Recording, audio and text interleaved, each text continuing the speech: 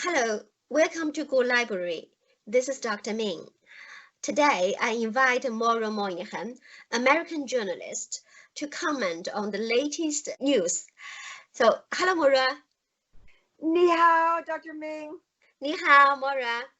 And there were some big things happened in the last few days.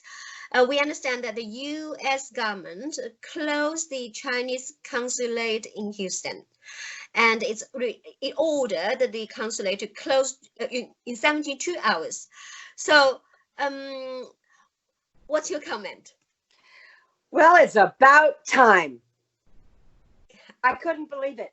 I was praying last night that the law enforcement, the FBI, and our intelligence services will find evidence that my friend Gordon Chang, my very dear old friend Gordon Chang, gave an interview last night, said that it's unconfirmed, but there are reports that these consulates have evidence that the CCP has been funding the violent riots in America, especially on the West Coast, because there's a larger Chinese immigrant population on the West Coast because it's much easier to fly across the Pacific Ocean to get there. So, it's much larger and easier a population to penetrate.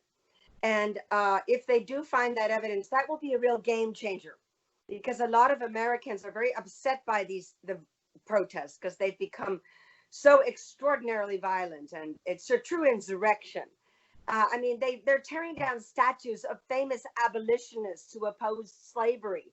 3 weeks ago, they tore down the statue of Frederick Douglass in Rochester, in my home state of New York, who was a slave who worked very hard to bring down the Confederacy.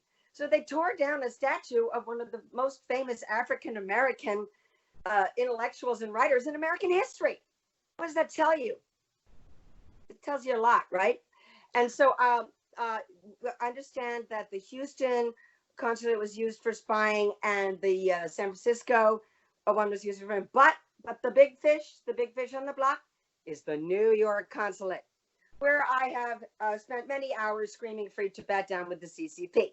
In fact, they had to move it because they got so upset by our Tibet protests. It's now on the West Side Highway, and we can't stand in front of it anymore. We have to stay across this big highway with our signs and stuff. And Falun Gong people sometimes join us, and I believe Federal State of China, they had a fantastic protest in Washington in front of the embassy. I'm sure they'll get something going on at the consulate in New York.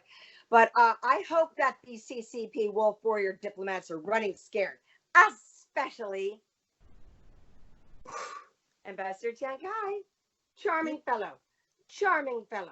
He gets so much like puff piece journalism about him. He gets softballs. That's a term in journalism. Instead of hardball questions, softball questions. Fareed Zakaria, who is from India, has for years, he has a show on CNN. He praises China. China does everything better than the West, and communist China is authoritarian, one-party dictatorship, is so much more efficient, gets everything done right. Well, he has Ambassador Chang on his show at least twice a month, and with this pandemic has destroyed our society and tearing it to pieces. Just last week he had Chang on, and he said, listening to him talk about how well China has handled the pandemic, and isn't it a shame Americans just can't get it together? What the hell? I say expel them all, revoke their visas if they have them, and deny them visas. What we discussed in our last interview, Dr. Ming, remember how it's so difficult for my Indian friends to get visas to the United States, and it's hard for Hong Kong people and Taiwanese people to get visas to the United States. But CCP members out of Beijing's, no problem. Yes, and the staff of the Houston consulate, burned lots of documents.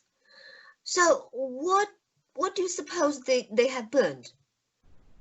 I'd like to know, wouldn't you? Yes. Probably, I was thinking that very same thing. What did they burn? Oh, I'm sure they burnt communications with Americans that are spying for them. I'm sure they burnt a lot of the printed out emails and stuff of the Americans who are their agents, who are on the CCP payroll. And it looks like they got really nervous. So they probably also burned evidence of funding the insurrection that is happening in a lot of our major cities. And another thing I found, because, you know, I'm an expert in researching the CCP in certain parts of the internet. I don't speak Mandarin, unfortunately. I speak Tibetan and Hindi, but I don't speak Mandarin, so I can't read original Mandarin source materials. But I found a couple of posters where they said they supported Antifa and they would bring down America. And it was just the same language they used when their Maoist insurgency destroyed Nepal. When I was living in Nepal, 25 years ago it started, 1995. A people's war was declared against the Kingdom of Nepal. And 6 years later, the monarchy was destroyed in this terrible massacre in the palace on June 1st, 2001. And in 2008, it was completely abolished. So they won. And I saw this kind of like, we will bring down the bourgeois, capitalist, rotor, Shah, Rana dynasty. Well, they say that stuff about the United States all the time. I mean, look, there are all these old posters that I found. You know, this is from, I think, more the Vietnam period. And basically, you know, America lost that war and China won that war because all those poor countries, Vietnam, Laos, Cambodia, they have communist governments, dreadful communist governments. When I was living in Thailand 3 years ago, I would make a visa run every 2 months.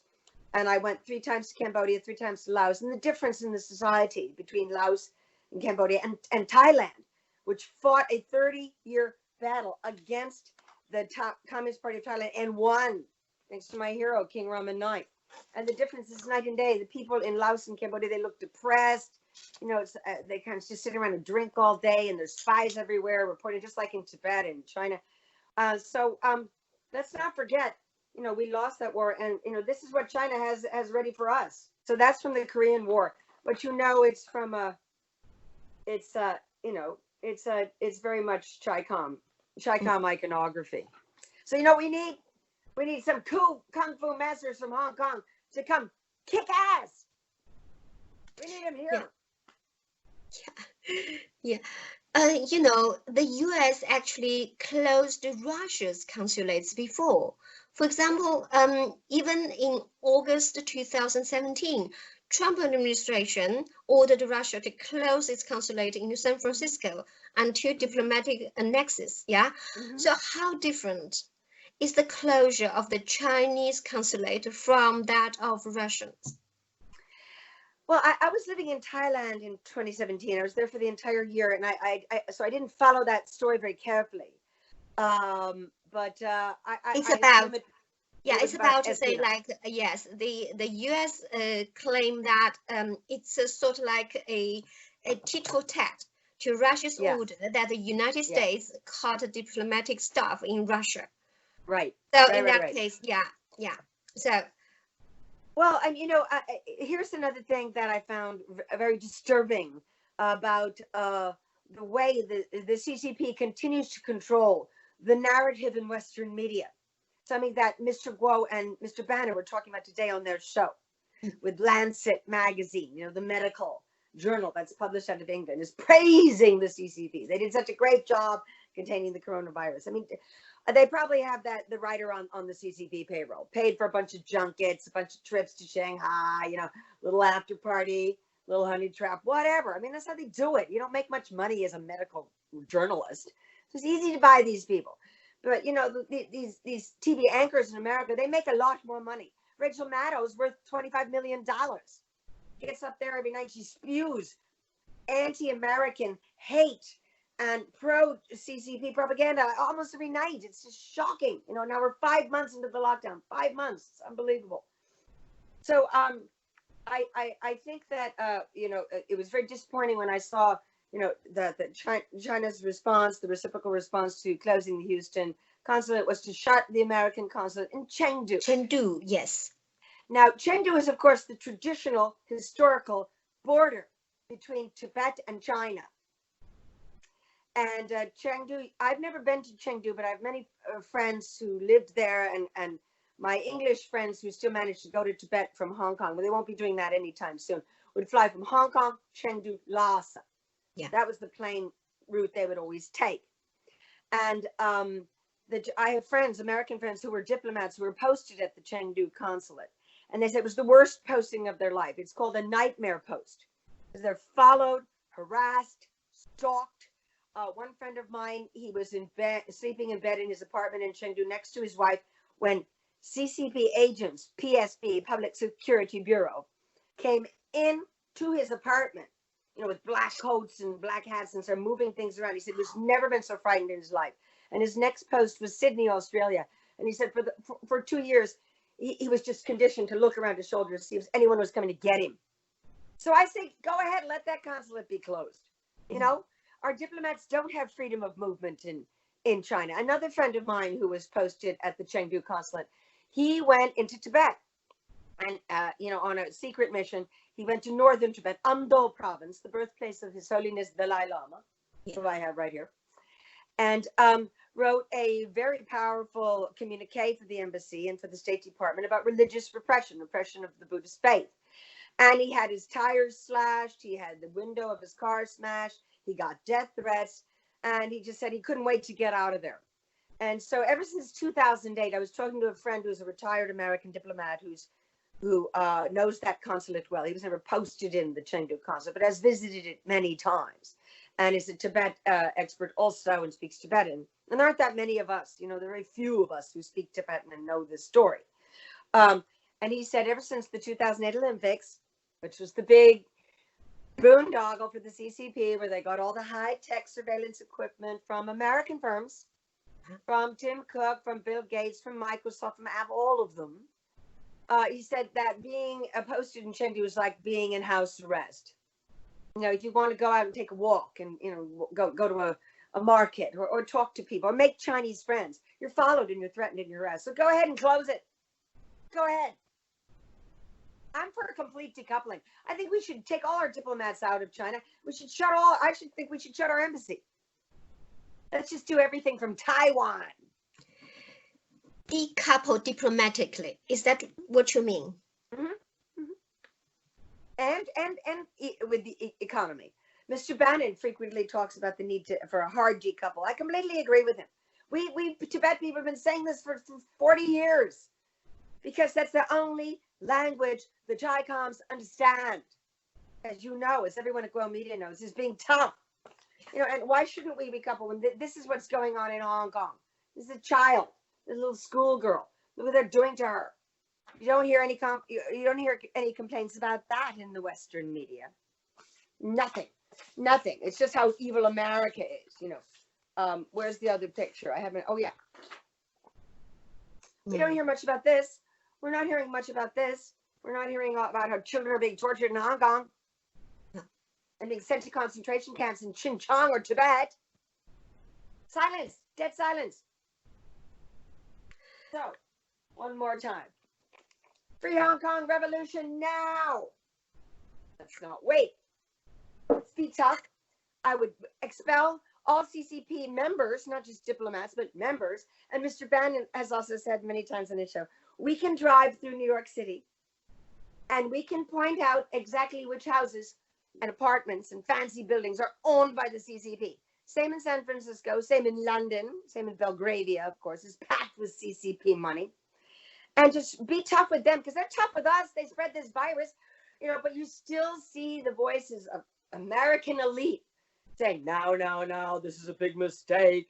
Jerome Cohen was a Harvard professor. I grew up around the corner from him. He was, saying, tisk, scolding the U.S. government. No. It's a big mistake to shut the Houston consulate. We need access. We can't, look what they've done. They've shut the consulate in Chengdu. So what? They've killed thousands of Americans and 50 million people are out of a job and our society is in collapse. Oh, so all these people, really, history is not going to treat them kindly because we're keeping a record. In Mr. Bannon and the War Room team, we're keeping a record of the useful idiots and the running dolls and the apologies they're making for the CCP now. Well, the CCP is declaring war on the world, declared war on America. I guess they're all auditioning for some kind of job, some fancy job they think they'll get. Or more CCP money, more CCP perks. I have this question. Why do you think that CCP chose to close the US Consulate in Chengdu rather than those in Shanghai and Guangzhou? I think it's easier for them. I think it shows a weakness, actually, because as I was saying earlier, the Chengdu consulate has already been constricted. The diplomats are constricted in what they can do, what they can accomplish, because they're followed, they're harassed, they're threatened all the time. And also because of the issue of Tibet. For again, my friend Doug, who's a retired Foreign Service officer who speaks Tibetan, said, that they don't want, a lot of Tibetans try to get visas to America from Chengdu because there's no consulate in Lhasa. So they go to Chengdu, and there's a big Tibetan community there because, again, it was the historical trading post between China and Tibet. So there are, Chinese traders would come up and the Tibetan traders would come down. And so that's what made it an interesting city. I mean, apparently 20 years ago, it was fabulous. It had Tibetan culture, it had Yunnan culture, it had sprinkling of Yangtze River culture and stuff. And that's all gone now. I mean, I've seen pictures of it. It's, again, like so many cities in China, they've torn down all the old traditional buildings. I've come these hideous skyscrapers. And so it just looks like Miami Beach on a bad day, right there on the edge of the Tibetan plateau. So I think choosing that was, they were trying to act tough, it's a big power move, but that's not a consulate that is as significant or as big as the one in Wuhan, or Shanghai. Shanghai's the big posting. The big post after Beijing, where the embassy is Shanghai. And you can be damn sure every diplomat there is followed, bugged, harassed. And even though, that's why it's easier to do it in Shanghai, because it's a party town.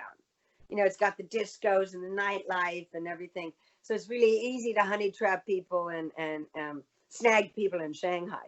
Oh, so they haven't closed that one yet because it's still providing them with information. I mean, they're spying very heavily on what Western diplomats are doing out of Shanghai. But, not so much in Chengdu. Yeah. So, and we also know that after Houston, yes, the Chinese consulate in San Francisco drew wide attention. So, do you know why? Well, of course.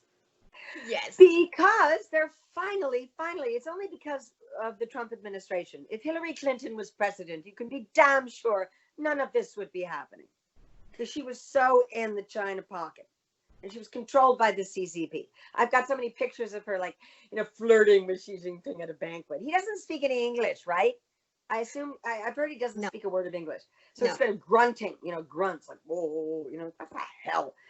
I mean, so many. So there have been reports that the FBI has written, and I have many friends who work in the FBI who've been working on China for 30 years, and they say they can never get funding to take on China, but sometimes they get a little bit and they go after them. Reports about how so many researchers, particularly military and medical researchers, again, they get visas, no problem, from our consulates and our embassy in Beijing. Whereas our friends in India, our friends in Hong Kong, our friends in Taiwan, and our friends in Japan, a little less so, a smaller population, they have such a hard time getting visas to the United States. Such a hard time. But at CHICOM, no sweat. They come right over. And so this woman who'd come on a student visa and to, I forget what it was, she was saying something was, I can't remember if it was medical or military, but something in that field. Yeah. Well, they found out she lied, and she is, in fact, a member of the PLA. Yes. And so they found a picture of her all gussied up in her PLA uniform. And so she took refuge in the San Francisco consulate, and they handed her over. They didn't keep her there. They handed her back to American authorities the night before last. So she's in American federal custody. Good. I bet she's panicking. I hope they really grill her hard, and I hope that they're really tough on her and they get info out of her. Because, they do this to Americans all the time, and Western press won't report about this. There's lots of stories of Americans who just get, like Warren Rothman's story, which you're going to find out, where he was living and working in Shanghai as an attorney, and he was kidnapped and tortured and held in mental hospital in Shanghai because he overheard a story about a CCP agent trying to bribe an American businessman. Yeah, but that was not reported in the New York Times, was it? No, because the other thing is they're also afraid of access, and that's the other trick. So we won't get access. Well, so what? So, according to the report, that this covert PLA woman who hid in the San Francisco consulate for weeks, finally, she's thrown out. So what does that imply to you? Basically means the CCP got rid of her.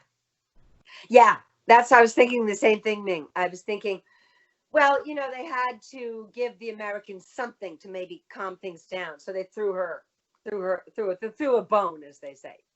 She was the bone that they threw to federal agents. Well, I hope she talks. I don't know if she speaks English well. I only seen a picture. I've never seen an interview with her. I assume she speaks passable English. But, a lot of the students that come over, there are CCP agents. And one friend of mine just resigned as a professor from Columbia University in New York, one of the oldest universities in America. It started in the 1600s. And he said, I cannot take another semester of staring out of a sea of these sullen, angry Chinese nationals who don't even speak English. They have daddy has paid for someone to write their papers and take their exams for them. But that was the model American universities decided to take as Chi-Com money. And all the Chi-Coms have lavished all these universities with centers, and they built a big medical center at Yale. Oh, another big scandal I'd like to talk about that just came out is there's the Kennedy Center at Harvard, which was created in honor of our slain President Kennedy, who was my father's hero. My father was in his cabinet in the early 60s. And I met him when I was a child once. He was a very beautiful and very charismatic man. He didn't want the Vietnam War. And so his death was a great tragedy. It plunged us into the chaos of the Vietnam War, which China won. Don't forget. That was their big victory over the capitalist Rotary United States. There's a center there, I think it's called the Shea Center, run by this very dodgy-looking American guy who's obviously on the CCP payroll. Who's, while the virus, again, what is wrong with these people? They're showing which side they're on. They're on the side of the communist dictatorship that runs China. They're not on the side of the American people. Has just issued a report saying how terrific the CCP is. And this is being cited by, wolf warriors like Liu Xiaomi. Yes. I watched him on the BBC. He was on the BBC last week. And thank God, for once, the BBC is also notoriously soft on the CCP. When this coronavirus, CCP virus, started taking over Europe and America, I was watching the mainstream media. I was watching BBC as well. And again, they were just like CNN and MSNBC. They're saying, well, Trump suggests that the virus may have come from China. What? What are you talking about? Dr. Li said it was the Wuhan virus. He paid with his life. But thank God, it seems like the Tory party's waking up. I guess it took, economic carnage and the near death of Prime Minister Johnson for them to wake up and cancel the Huawei deal. Though it's not completely canceled. They still have their center at Cambridge University, I've noticed. Mm. Well, Liu Xiaomi, for the first time ever, he's a smooth operator. Yeah. I put him in my CCC dating app parody, which you so kindly put on Grow Media for me. Because, he's a very slick, smooth operator. And I've seen him before. And Ben Rogers, our friend Ben, has seen him speak. And all the elites are always flattering him. And he was laughing. And again, these guys, look what he's wearing. He's wearing this fancy blue tie. He's got the blue tie and the shirt. This all comes from when Deng Xiaoping made a trip to Texas in the early 80s. And he wore a cowboy hat. And he wore, got on a horse and he, said, "Whoa, I'm a cowboy." And the Western media just loved it. So he went back to Beijing and he said, "Hey guys, let's not wear the Mao jackets anymore. Let's ditch that. Let's dress like them, because then they'll think we're like them." So, they wear the fancy, cufflinks and the Italian suit and the tie, but they're hardcore Maoists underneath, as you know. And Liu Xiaoming, for the first time ever, seemed to be uncomfortable. He seemed to be squirming. And the internet went crazy with body language analysis of Liu Xiaoming when he was shown drone footage of the Uyghur people bound and gagged in concentration camps in Xinjiang. Horrible, horrifying footage that would make a Nazi proud. Well, he got really nervous and he was off his game. He went off his game. He said, so-called Western intelligence. Oh, that was very charming, very charming. And saying that Xinjiang is the most beautiful place in China and the natural beauty is so great. So he kept trying to spin the reporter and he failed. Thank God. But, where is he? Oh. Ambassador Chang, he still gets softballs from Western media. Nobody will ask him a tough question. No one. He makes sure that he has his useful idiot Fareed Zakaria, praising him and how wonderful the CCP is. And they've done such a great job containing, unlike America and India. So we have yet to see Mr. Chiang Kai get a tough grilling. But I wonder what happened when Ambassador Liu Xiaoming went back to his residence in London. I wonder if he got some angry calls from the Politburo in Beijing. I wonder if he's trying to stash away some cash and disappear to Argentina. I don't know. We'll see. Yeah. On 23rd July, days ago, US Secretary of the State Mike Pompeo delivered a speech in President Nixon Library. Mm-hmm. Which part of his speech impressed you the most? Well, really, the fact that it happened at all is what impressed me the most, because those of us who are hardcore free China, free Tibet people who've been in this business for our whole lives have been so disgusted by the craven appeasement of the CCP that started with Nixon and Kissinger, even though Nixon later wrote from exile in California how we created a Frankenstein monster. And a lot of historians feel that if Nixon wanted to be tougher on China, it was Kissinger who said, no, don't ask them to give up the communist system. Let's keep that. And, Nixon made my father ambassador to India. So I owe a great personal debt to President Nixon. Without him, I wouldn't have met you. I would never have met His Holiness Dalai Lama. I wouldn't be a penniless free Tibet activist. But I'm happy I'm a penniless free Tibet activist. I'm not a rich banker working for the CCP. It's the mission of my life. It became the mission of my entire life. And but it was Kissinger who sort of twisted the policy around, like let's not ask them to democratize. Nixon wanted to bring China into the community of nations, and so Pompeo addressed that in his speech, and he also quoted President Nixon as saying how we created a Frankenstein, and he also expressed his solidarity with the Chinese people. Because that's what I ask all these guys, these rich, fancy banker guys that I went to Harvard with. How, they love Chi-Com money and they love Chinese money. I said, oh, you love Chinese money so much. Well, what about Chinese people? Do you have any sympathy for them? Which side are you on, pal? So it was the toughest speech I've ever seen a Secretary of State give. And also, Attorney General Barr gave an excellent speech last week about Chinese infiltration into every aspect of our society, the military, into our universities. He called out Hollywood. I was thrilled. I never thought I'd live to see the day when anyone called out Hollywood. And that happened on the watch of Democrats too. Senator Chris Dodd, whom I knew, I considered a friend. He went to work as chief lobbyist for the Motion Picture Association of America. It's a fun job. You get to fly around the world and sell American movies. Well, he's the one who got all these deals with the CCP to buy half of Hollywood, buy AMC, the movie chain, and Paramount Studios is owned by them. And so, I hope that these people are running scared. Mr. Bannon has repeated this on his show, that the useful idiots and the running dogs should be running scared now. Because now that the U.S. government is calling them up, they can't really skate along so easily anymore because they're being watched. And I wonder, I really would love to know what's happening in the Politburo. You know, I really wonder what's happening. I wonder if this is the first time ever they've had any smackback. They only understand being tough.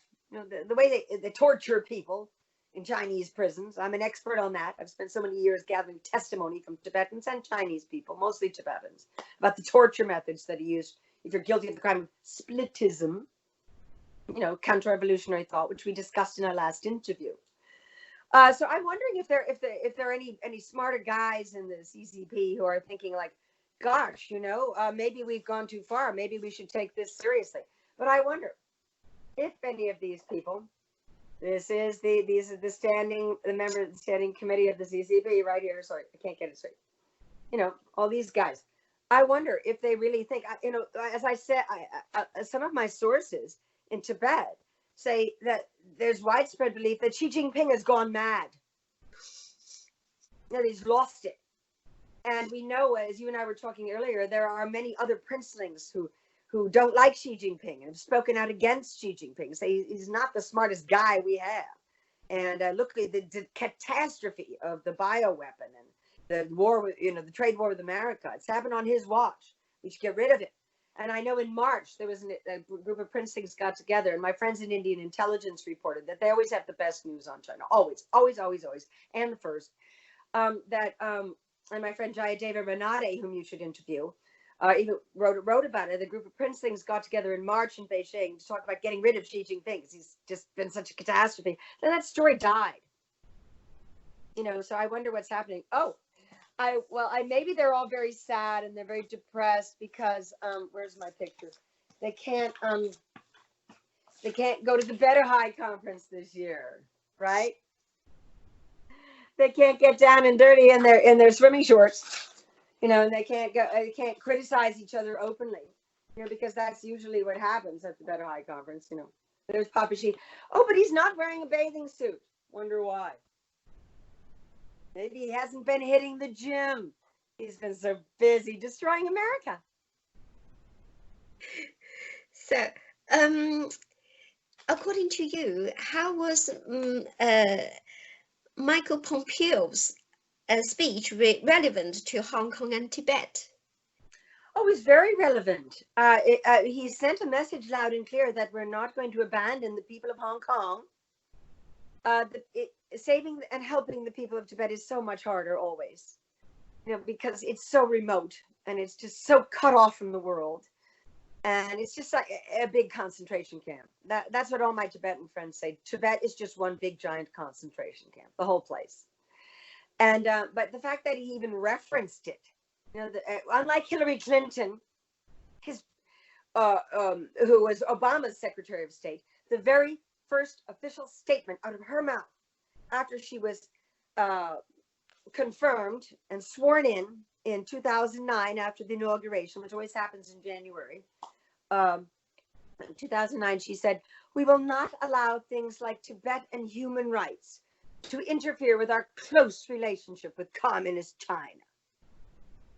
And then a few months later, Obama declined to meet His Holiness Dalai Lama. And so the difference is night and day between, you know, Pompeo and O'Brien and Barr and Matt Pottinger, who speaks fluent Mandarin and addressed the Chinese people in Mandarin. That was incredible. I almost fell off my chair when I saw that. You know, and the appeasement gang we've had all these years, the Bushes and the Obamas and the Clintons, they're the ones who got us into this mess. So I really want to commend Secretary of State Pompeo and his staff, you know, for it was a heartfelt speech too.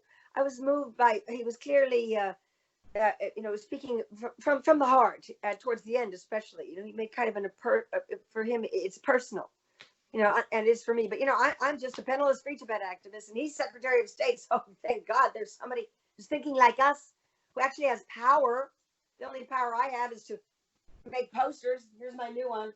From Hong Kong Cat. Do you get the message? Free Hong Kong. Do you get the message? That's going to be my new slogan for the rest of the summer. Do you get the message? Free Hong Kong. Any other things you'd like to share with us? Well, I think Another story that isn't getting very much coverage, I talked about it on Mr. Bannon's show last week, is the floods on the Yangtze River. And of course, this is very significant because of the damming of Tibet's rivers and waters, which is something I worked on for years and years and years. And I've been blackballed for doing this work. And the only publication, I went to every single major publication in America. I was rejected everywhere but the Epoch Times. Only the Epoch Times would publish my work. And this was 8 years ago, 6, 7, 8 years ago. I'd spent years researching it. I worked on some conferences in India and Nepal, and did a lot of research when I was living in Thailand also. But if the Three Gorges Dam breaks, it's going to be a bad look for the CCP. And I know Xi Jinping has been saying, well, it's not my fault. I didn't build it. It was the Black Hands gang of Jiang Zemin's family. I'm the White Hands gang. It's not our fault. But it will be his fault because if it happens on his watch, he'll be held responsible. My father always said in politics, if it happens on your watch, you take the blame. So I'm praying and hoping that natural disasters will start to multiply on Xi Jinping's watch, because that will hurt him very, very badly. Because I really think right now only Mother Nature can take down the CCP. And there's an old Chinese proverb. There's a variation of this proverb in Indian lore too. But it's wonderful. A Hong Kong friend of mine told me this years ago, and I was meeting with him and we're getting drunk in Long Kwai Fong and talking about Tibet and the CCP. He said, Mother Nature plays the last hand in the card game. Thank you very much, Maura. It's such a pleasure to listen to you. Oh, I can talk to you for hours. But I want to say, I also thank you, Dr. Ming. Thank you for doing these interviews with me. Thank you for giving me an opportunity to reach your audience and to reach people in China. Because I'm very moved because by one email you sent me, the interviews with me and Ben and Michael, that there are Westerners who really do care, about the people in concentration camps in the PRC and care about the fate of Hong Kong. And I want people to know that over here, it's not just a bunch of useful idiots.